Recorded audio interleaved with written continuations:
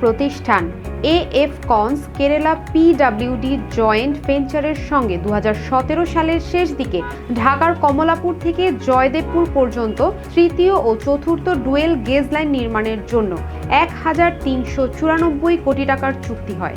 চুক্তি অনুযায়ী 3 বছরের মধ্যে অর্থাৎ 2021 সালের জুনে কাজ শেষ হওয়ার কথা, কিন্তু সময়সীমা পেরিয়ে গেলেও কাজ শেষ হয়নি। 4 দফায় 4 বছর মেয়াদ বাড়ানো হলেও কাজের অগ্রগতি মাত্র 58%।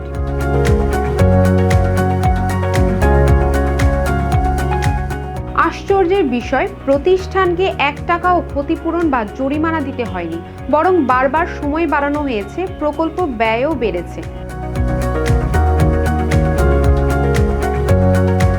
বিভিন্ন সূত্র অনুযায়ী 30টি টেন্ডারে 9021 কোটি টাকার গুরুতর নিয়ম লঙ্ঘনের প্রমাণ রয়েছে। বিজ্ঞাপন কিংবা ব্যয় নির্ধারণ কমিটি গঠনের আদেশ অনুপস্থিত, আবার অনেক ক্ষেত্রে চেকলিস্টও নেই। 2/3 টেন্ডার মূল্যায়নে রয়েছে অমিল।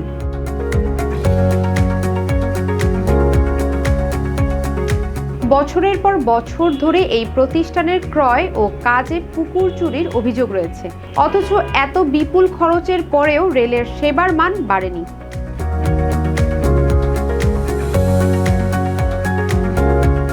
বিপিপি এর প্রতিবেদনে বলা হয়েছে, প্রকল্প বিলম্বের নজির শুধু কমলাপুর জয়দেবপুরে সীমাবদ্ধ নয়।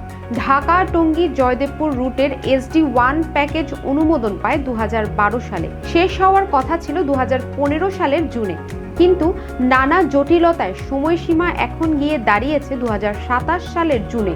মোট 1386 দিন অতিরিক্ত। ব্যয়ও বেড়েছে 849 কোটি টাকা থেকে প্রায় 3443 কোটি টাকায়।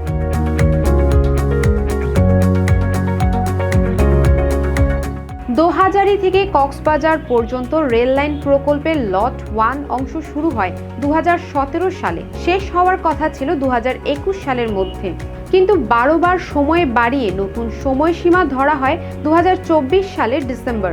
তাতেও কাজ শেষ হয়নি, অগ্রগতি মাত্র 90%। একই প্রকল্পের লট 2 অনুমোদন পায় 2010 সালে, 3 বছরের মধ্যে শেষ হওয়ার কথা ছিল। 9 বার সময় বাড়িয়ে চলতি বছরের ডিসেম্বর পর্যন্ত নেওয়া হয়েছে, ব্যয় বেড়েছে প্রায় 10 গুণ। 1852 কোটি টাকা থেকে বেড়ে দাঁড়িয়েছে 11336 কোটিতে।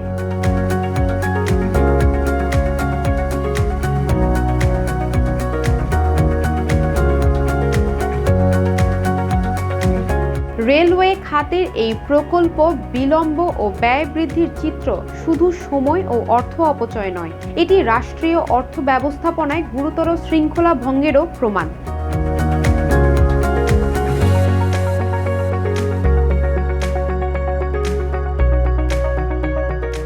Desk report, global voice 24।